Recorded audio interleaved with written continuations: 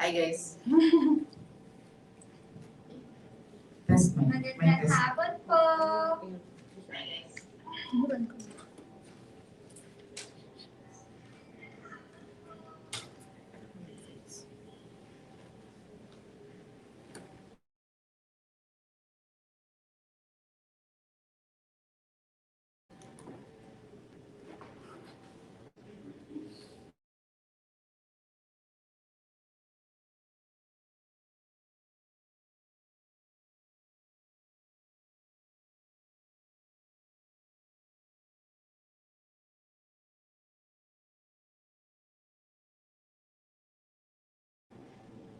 Magandang gabi, everyone.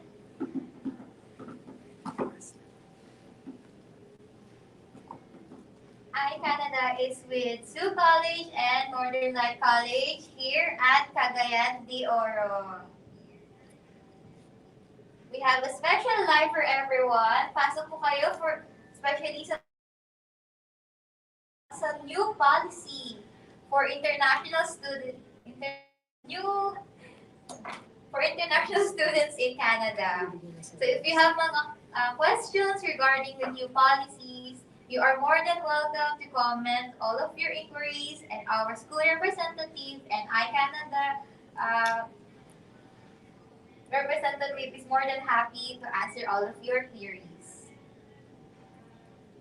Also, tomorrow, Sault College and Northern Light College will be at Iligan City with iCanada for another Studying in Canada in 2024 Education Fair. So, if may makakilala kayo na sa Iligan, much better if they would attend tomorrow for our face-to-face session and a much more deeper in understanding of our new policies. So again, if may mga tanong po kayo about our new policies, our representative at NLC and Sault College is more than happy to answer all of your queries. So maybe we could start po, Ma'am May and Ma'am Jamie, about ano ba yung mga new policies na sinasabi ba natin? Yeah, so if you were able to hear the latest updates from IRCC, it came out on January 22nd. So we have updates for PGWP eligibility. There's an update about OWP, and there's also updates about attestation letters.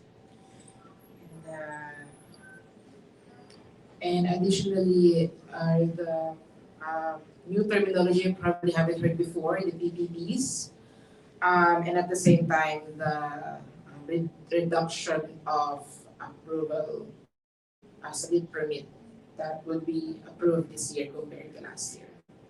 Those are the updates that was recently announced.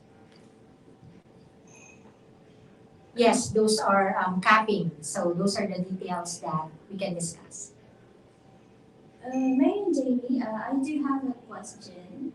I would like to study at Sault College or NLC. Will I be eligible for a PGWP after studying? Yes, if you will be studying for Sault College, Sault Ste. Marie campus, you are eligible for PGWP for all our programs. Again, Sault Ste. Marie campus. For Northern Lights College, yes. For all of our campuses, we're not affected by the change in the postgraduate work permit eligibility. So all programs, all campuses for Northern Lights College in British Columbia are still eligible for postgraduate work permit. Another question, kung mag-aaral po ba ako for 1 year, will I be eligible for a 3-year PGWP? So the current policy is 1-year program. You will be eligible for 1-year PGWP. And that is not clearly stated, but there is a probability that that will remain the same. And most likely, the 2-year study will grant you the same length of postgraduate work permit. So if you decided to go for a 2-year program, then you might still get a 2-year postgraduate work permit. It's not clearly stipulated that the 3-year work permit will change at least not with the recent updates that we have. But then again, we would like to emphasize on checking the news and updates by the IRCC every now and then. Please go to their website directly so that you can be well guided with all the updates. I'm sure there's a lot of news and updates and videos of people talking about it, everyone's talking about it, but the best way to get information is go directly to the source, which is the IRCC website. Question po, is housing really a problem right now in Canada for international students? Yes, that's basically a concern, and that's being addressed in different locations. For us in Sault Ste. Marie, we have our housing department that is being connected to our international students. Once they receive the visa approval, they are being assisted by our housing department. So yes, it's true, but we are doing our best so that we can help our students as well for them to get their accommodations. For NLC region, we're not really affected. I think it depends more on where in Canada are we talking about. For regional areas like my region, the Peace region, we don't have such problem because we still need people badly, and we still have a lot of places for people to stay in. Accommodation is not an issue, it's not a problem. At least where we are, because even before for Northern Lights College, the recruitment of international students has been very limited for us. As a lot of you probably know, it's kind of hard to get into NLC because we're always running out of seats. Hence the limitation on the number of international students we recruit. So it was never a problem, at least now. We haven't heard anything yet when it comes to housing in my region, because we can't really speak for other locations or other regions in Canada, but for when NLC is located, it's a problem. Since marami na po kasi nagiging worries ng mga gusto maging international students about the new IRCC announcement, how can SU and NLC assure an aspiring international student na hindi talaga sila maapektuhan ng this coming new announcement or mga susunod pa? Okay, so from NLC's perspective, out of all the new policy that was announced, siguro ang pinaka affected lang kami is the OWP changes. Kasi the new policy says that if you want to bring your spouse or partner with you on an open work permit, you have to take a master's or PhD program. Unfortunately, we don't have master's or PhD. Usually it's offered in universities in Canada. That's the only thing. Other than that, we don't have PPP partner. We're not engaged in any public-private partnership, so we're not really affected in that. When it comes to the number of students, the capping, we have always been very controlled with our recruitment with NLC. So I don't think it's going to be a problem. When it comes to a letter of attestation, I think the immediate affected of this new policy are the ones starting in May and September, because they have to wait until they get the letter of attestation from provincial or federal government before they're able to apply for their study permit or student visa.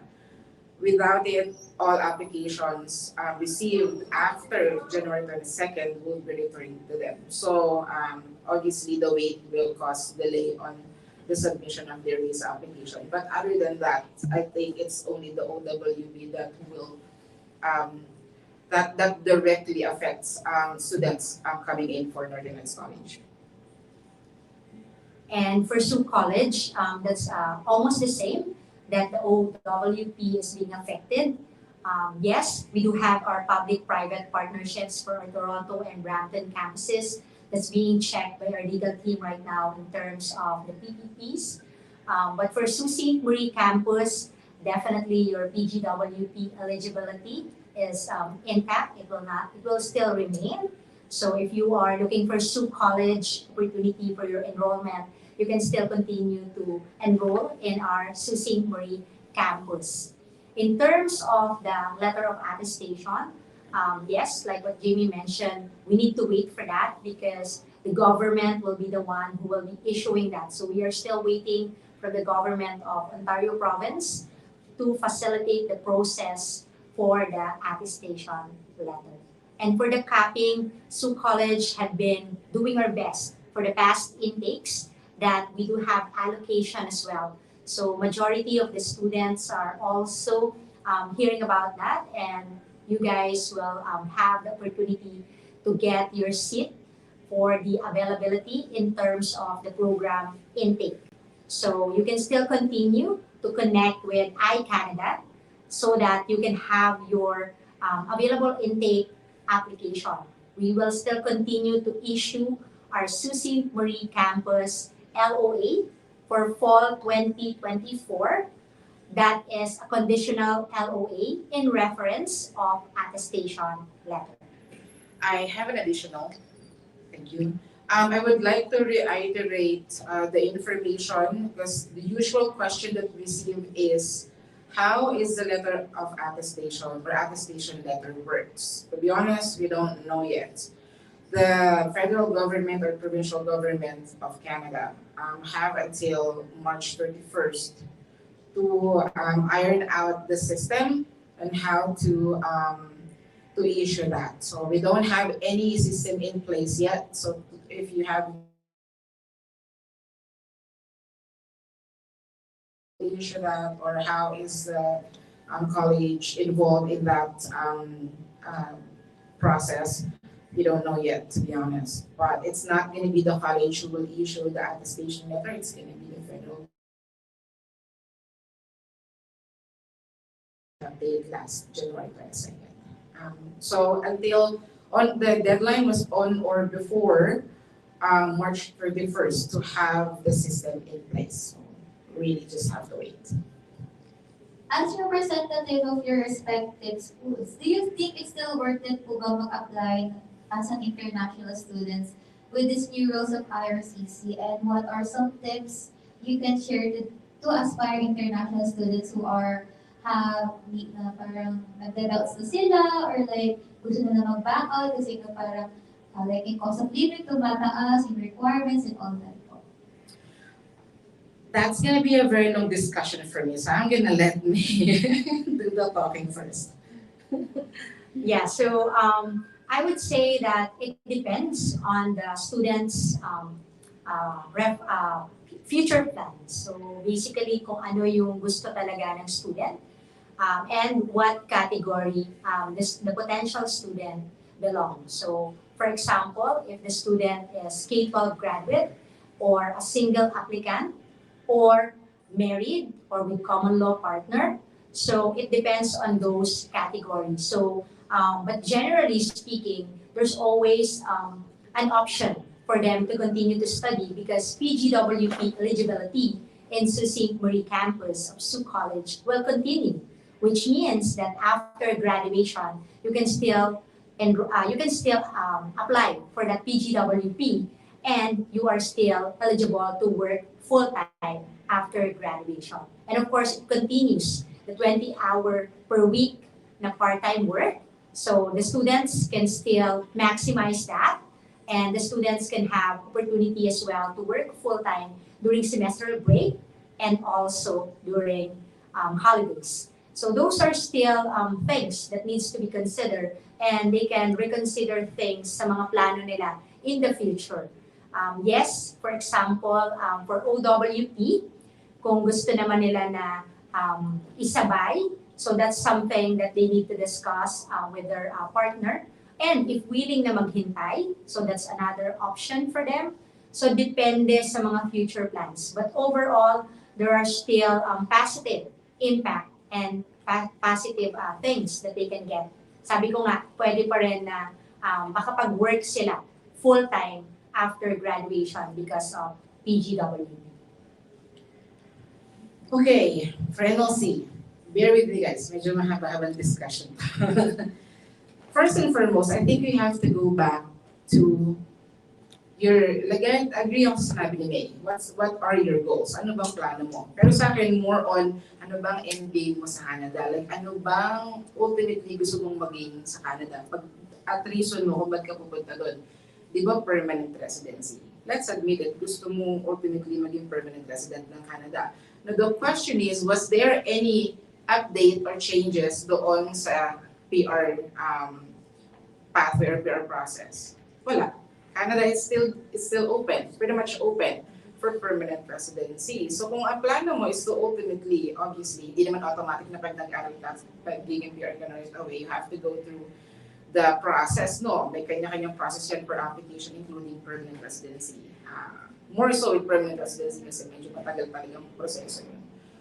However, if that's your plan, then hindi naman nagbago si Canada when it comes to PR. Hindi naman ni-restrict na, okay, international students are, wala nang opportunity to migrate. Wala naman gano'n. So, I believe na yung changes lang talaga is to control yung number of students coming in sa Canada kasi may mga lugar na talagang medyo overwhelmed sa international student. Which leads me to my next discussion.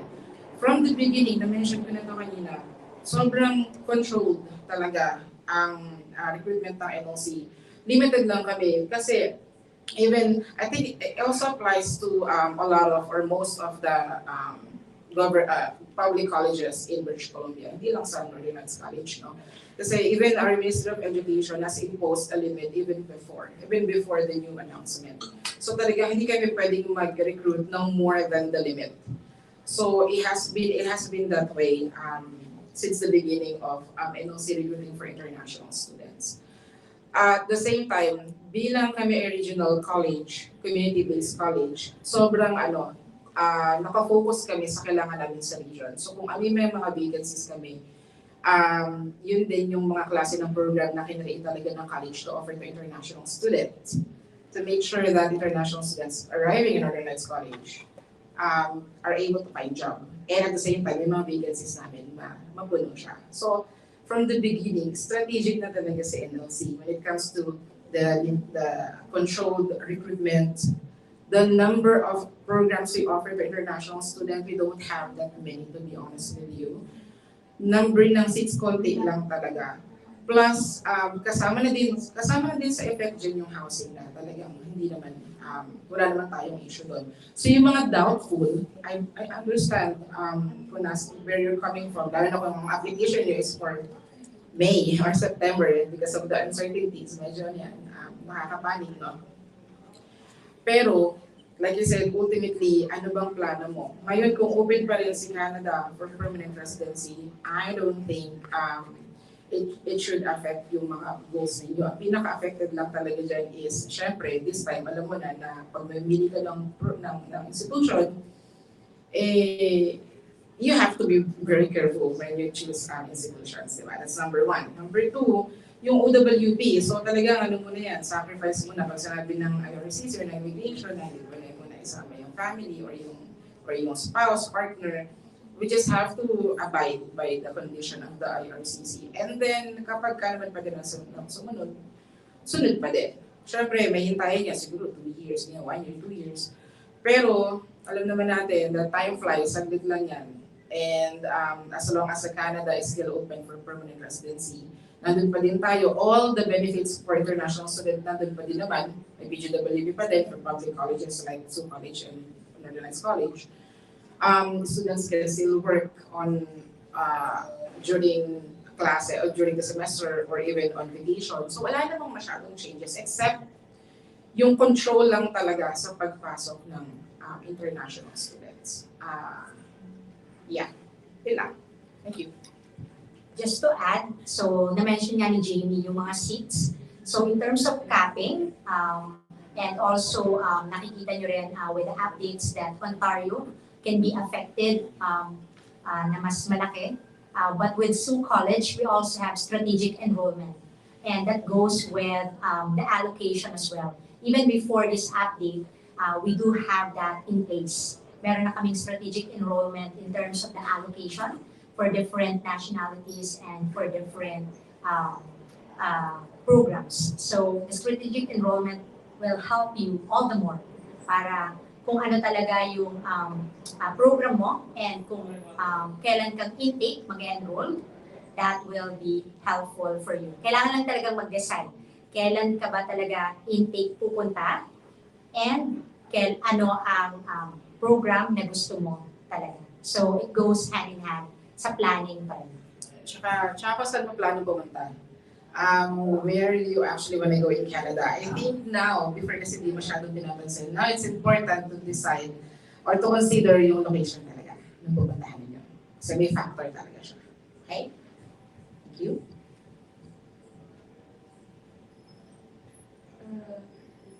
Are you already open for the January 2025 intake? Yes. Yes, we are. We have programs that are intake sensitive. So please check our website, our brochures, kung meron kayo, or si iCanada meron sila. Nakalagay naman doon specifically kung ano mga programs ang open for January. And yes, open pa naman. Wala namang announcement or anything na magko-close or affected yung any intakes natin. Actually, including September and May, open pa din naman siya. It's just matter of, for September, I think, waiting doon sa attestation letter para makapag-apply sila ng visa. And for May, it takes naman yung mga naghihintay ng visa. Hindi naman affected yung mga nakapag-apply before January 22nd, before nag-announce ng changes. So, hindi naman kailangan ng letter of attestation or attestation letter yung mga nakasubmit na application before the announcement. Yeah, so for Sault College, naka-hold muna yung opening namin for January 2025. And as mentioned earlier, you can consider September 2024. We will continue to offer conditional LOA in reference to attestation letters. Sault Ste. Marie campus. In coordinates po sa mga hinahanap po ni Canada ng mga workers or mga workers, between your schools po, ano po yung top 5 na in-demand courses na pwede kunin ng isang aspiring international student? Oh, that's a very good question. Do you want to answer that first? Yeah, so for Sault Ste. Marie campus, it's always been consistent in terms of what we are looking for. For Sault Ste. Marie campus, Sault College, we have strong programs for engineering, for healthcare. If you're looking for early childhood education as well, or social service worker, we do have a lot of programs for healthcare category also. We do have business and IT as well. Okay, for Northern Lights College, I'll go back to what I mentioned earlier. Yung programs namin are highly strategic programs that we're offering to international students. We have a lot of programs in the college, to be honest, but a lot of them are not available to international students. But those that are, we are offering that because we need people in that industry, in that kind of work, in that career. So, to be honest, any program you choose with Northern Lights College, there are available industries and jobs for you kasi naka-base siya sa vacancies namin. But to highlight, siguro I would like to highlight na lang yung mga highly specialized program namin, kagaya ng aircraft maintenance technician, limited seats lang din kami doon, but if you're interested. Sa buong British Columbia po, dalawa lang na nag-offer ng EMT, isa ang DCIT sa Vancouver, and kami po, NLC sa Northern British Columbia. So if you're interested for aircraft maintenance technician, it's a highly specialized program. As a matter of fact, Dawson Creek campus is the center of excellence for aerospace. Meron din kami mga popular program kagaya ng business management. We have diploma in business management, accounting, post-degree diploma in business management, and executive assistant. Bakit po? Because the northern part of British Columbia, especially my region, is very heavy in service industry. So ang target ninyo or ang background ninyo is more on the business, you might want to consider our diploma, our business programs. As a matter of fact, our diploma business management is being offered in our Chetwynd campus. pangatlong campus namin siya offers sa international student, okay? And we're offering scholarship in that campus. One program lang muna for September 2024. We accept, malaki ang allocation namin ng seats for Chatwin, even though limited. We are only expecting about 20 students. And we're currently exclusively recruiting for the Philippines. Philippine market muna tayo. So if you're interested in doing that, there's a lot of opportunity in Chatwin. Please feel free to check out with iCanada if you have questions or interests in taking a diploma business management program. Of course, other than business management, we also have early childhood. Meron kaming bagong program na Associate of Arts Education. It will lead you to be able to teach in elementary and high school in Canada. If you're interested to know more about that, si iCanada po ang tanongin niyo. Alam po nila yan. And yeah, thank you. Ayan. Any last remarks na lang po for our closing? So once again, you can continue to apply. Sault College, Sault Ste. Marie campus is PGWP eligible in all programs, and scholarships are still available for fall 2024 intake. You can get as high as 6,000 Canadian dollars scholarship for that if you are holding Philippine passport. So thank you and see you guys tomorrow there in Iligan. Okay, shout out to Iliganon. Nandiyan kami tomorrow. Bukas po. I-click nyo lang po yung caption nito kung saan po, anong oras. Where exactly is the venue, what time, and tomorrow Iligan. And then come February po, announcement ng artista. May tour po kami sa North Luzon by the third and last week of February. So watch out guys, yung mga taga North Luzon, dyan naman po kami. And again, I know that the new policy is very, very challenging. It's uncomfortable for a lot of people. And understandable na merong fears, merong doubts and whatnot. But actually, that's more the reason why you should join events like this, events like tomorrow. Because we'll be there, we'll tell you what's up, we'll tell you, how the changes may or may not affect your application. I think it's important that you gather all this information from, again, legit sources, kagaya ng IRCC website. Lagi po doon kayo magpunta para hindi po kayo nalilito. And ayun, yun na po. So, challenging times, but if you really plan to go and Canada is still open to accept you, not just as an international student, but also as a permanent resident. So, I think tuloy lang po tayo. Talagang may mga changes na kailangan mangyari because it just have to happen. Anyway, we would like to thank iCanada for making opportunities like this to be able to sit down and talk about the changes and how it directly affects our students and upcoming students. It's very important to us as well kasi amin ni May.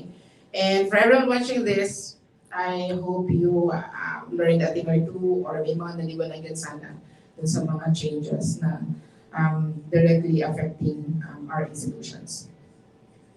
See you guys tomorrow in Iligan. Bye! Maraming salamat po. Thank Miss you. May and Miss Jamie. Again, to all of our viewers in Facebook and YouTube, if malapit kayo sa Iligan, you live nearby, or your friends or your family, please do check iCanada Future Solution Facebook page and click on the registration because you can still register and you can also walk in tomorrow at 12 p.m. to 5 p.m. at Zoe Cafe tomorrow. So again, this is Study in Canada Education Fair with Sault College and Northern College with iCanada Future Solutions. Maraming salamat po.